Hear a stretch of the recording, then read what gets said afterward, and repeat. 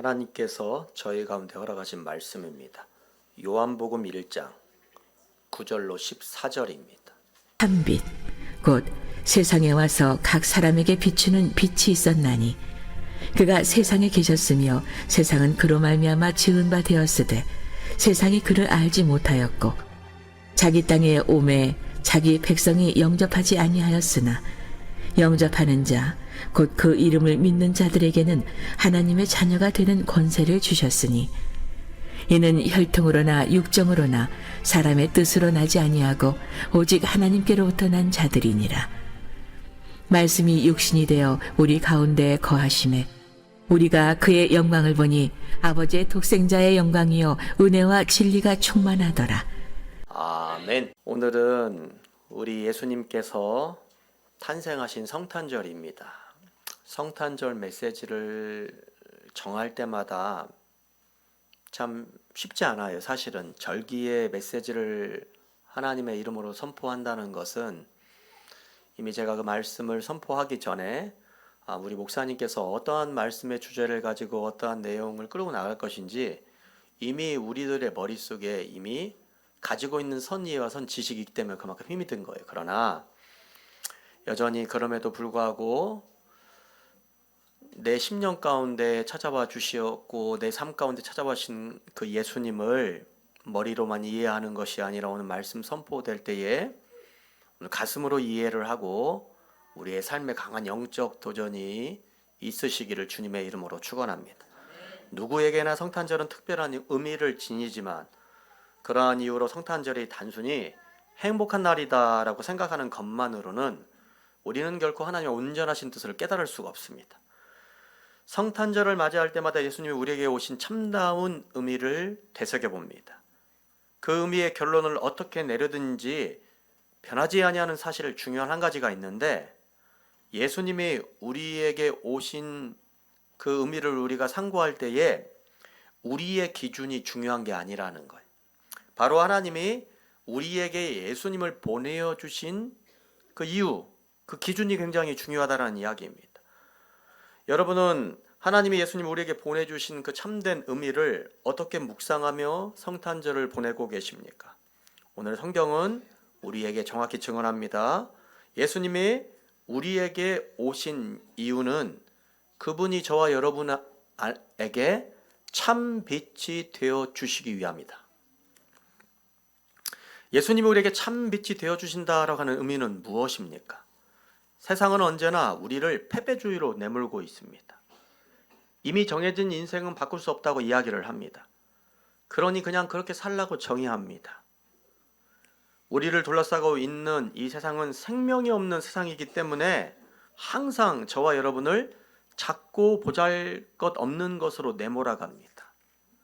우리 스스로 생각할 때도 내가 참 하찮은 존재다라고 여기며 그 삶을 살도록 유도합니다. 별을 보고 찾아온 돈방 박사들의 이야기를 듣고 헤롯 왕은 대제사장과 서기관들을 모아놓고 그리스도께서 나실 곳이 어디냐고 묻습니다.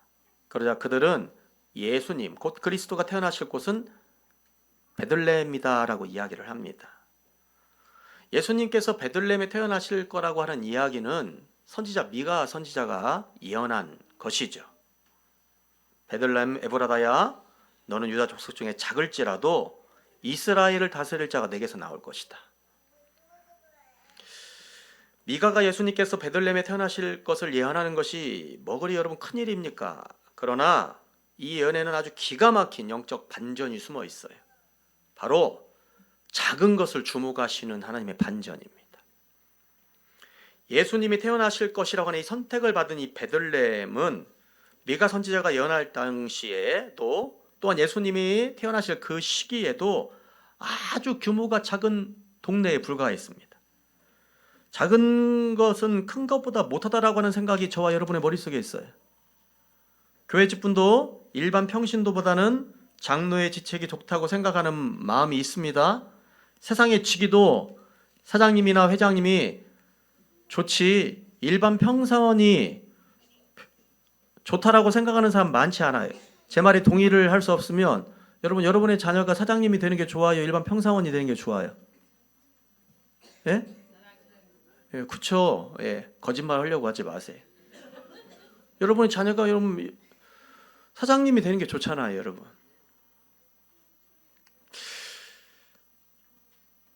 제가 요즘에 어디 글에서 잠깐 읽다 보니까 요즘에 이 미국에서 뜨고 있는 이 IT 기업들의 시작은 차고였다고 하더라고요. 차고. 자그마한 차고에서 IT 기업의 회장들이 지금 떴다고. 그런데 요즘에는 미국도 차고가 없어졌기 때문에 IT 기업들의 회장들이 뜰 수 있는 가능성이 적다고 그런 쪼코를 던지더라고요. 사실 여러분, 많은 사람들은 그래서 이 당시에도 이렇게 생각을 했어요. 만약에 이스라엘 왕이 태어난다면 아마도 태어나실 곳은 그래도 성전이 있는 수도 예루살렘일 거야 라고 하는 생각을 가지고 있었어요. 예언의 말씀이 있었음에도 불구하고, 하나님의 말씀이 있었음에도 불구하고 우리들이 생각하고 있는 우리의 기대가 말씀을 덮어요. 참 희한하죠, 여러분. 욕심이 과하면, 기대가 과하면 말씀이 있고 하나님이 가르쳐 주신 길도 있고 가르침도 있는데 덮게 되는 거예요. 그래서 심지어 동방박사들도 동방에서부터 별을 보고 그냥 영적으로 따라오게 되는 거예요. 그런데 별을 보고 따라왔으면 끝까지 별을 보고 따라가면 되잖아요. 그런데 어디서 그들의 신앙의 영적 방황이 시작됩니까? 예루살렘에서. 별을 보고 따라왔으면 예루살렘은 그냥 거쳐가면 되는데 거기서 수도받으라는 거예요. 왜? 예루살렘에 휘황찬란함이 있잖아요, 여러분. 그리고 그들도 예루살렘 이곳에서 아마도 왕이 꼭 태어나실 것 같은 마음이 있는 거죠. 어떤 사람? 기도하는 사람들도 이런 시험에 걸려 넘어지더라는 거예요. 이스라엘 왕이 나신 곳이 어디냐고 묻는 것을 보면 아마도 이 동방박사들의 심령 속에도 큰 것에 대한 기대와 소망이 있었던 것 같아요. 그런데 여러분, 중요한 것은 그런 생각을 가지고 살아가다 보면 하나님의 역사를 잘 깨닫지 못해요. 물론 깨달음은 있어요, 그 삶에. 그러나 더 깊은 깨달음은 도달하지 못하는 경우가 많이 있습니다. 골리앗을 무찌르고자 하는 다윗의 믿음과 결의를 보고서 다윗의 형들은 다윗을 오히려 나무랍니다. 왜? 다윗이 자기네 집안에서 가장 작고 연약한 존재이기 때문에 그렇습니다. 그런 막내가 어떻게 하나님의 일을 감당할 수 있느냐고 나무랍니다. 다윗이 내가 형 믿음 안에서 이 일을 감당할 거야 라고 이야기를 하는데도 불구하고 다윗을 책망하고 나무랍니다. 하나님은 작을지라도 크게 쓰시는 분입니다. 그 안에 가지고 있는 믿음의 크기가 여러분 중요합니다. 작은 것에서도 하나님의 계획이 숨어 들어가 있습니다. 작은 것에서도 하나님의 소망이 있습니다. 그래서 말씀은 이렇게 증언합니다. 하나님께서 세상에 미련한 것들을 택하사 지혜 있는 자들을 부끄럽게 하시려고 세상에 약한 것들을 택하사 강한 것들을 부끄럽게 하려 하시며 하나님께서 세상에 천한 것들과 멸시받는 것들과 없는 것들을 택하사 있는 것들을 폐하라 하시나니 이는 아무 육체도 하나님 앞에서 자랑하지 못하게 하려 하심이라. 하나님께서 일하시는 방식은 세상의 것과는 분명 틀려요, 여러분. 지혜 있는 자보다 미련한 자들을 선택하실 때가 있습니다. 착각하지 마세요, 여러분. 지혜 있는 자를 선택하지 않고 미련한 자만 선택한다는 얘기가 아닙니다. 강한 것들보다는 약한 것을 쓰실 때가 있다라는 거예요. 있는 것들보다는 세상에 천한 것, 멸시받는 것, 없는 것들을 먼저 내세우시는 경우가 있다라는 겁니다.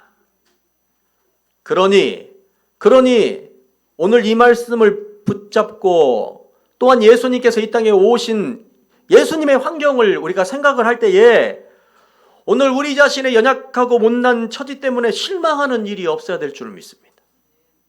오히려 나는 그러한 이유로 이 세상 속에서는 멸시받고 천대를 받지만 오히려 나는 그러한 이유 때문에 하나님께 선택받는다. 우리 하나님께 픽업받는 인생이 된다라고 하는 사실을 여러분 기억하시길 바랍니다. 분명 우리의 삶이 보잘것없고 연약하다면 예수님이 찾아오셔야만 하는 이유가 되는 것이며 그분은 분명 그런 사람들 모두에게 참 빛이 되어주시는 분임을 고백합니다.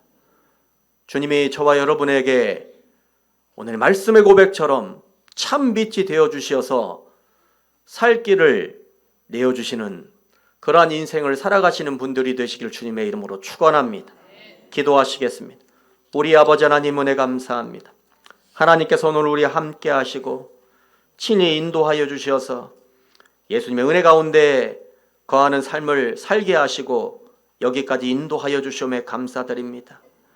하나님, 세상 속에서 죽을 수밖에 없는 저희들을 위하여서 당신의 독생자 예수 그리스도를 이 땅 가운데 보내어 주시고 그리스도의 나심과 또한 그리스도의 오심으로 말미암아서 내가 나의 인생 중에 귀한 참빛을 발견하는 인생 살게 하여 주시오니 감사합니다.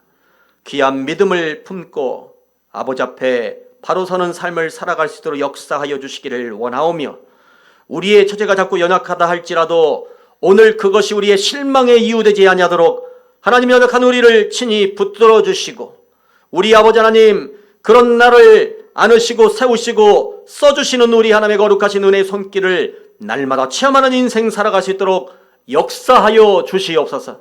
예수님의 이름으로 간절히 기도합나이다. 아멘.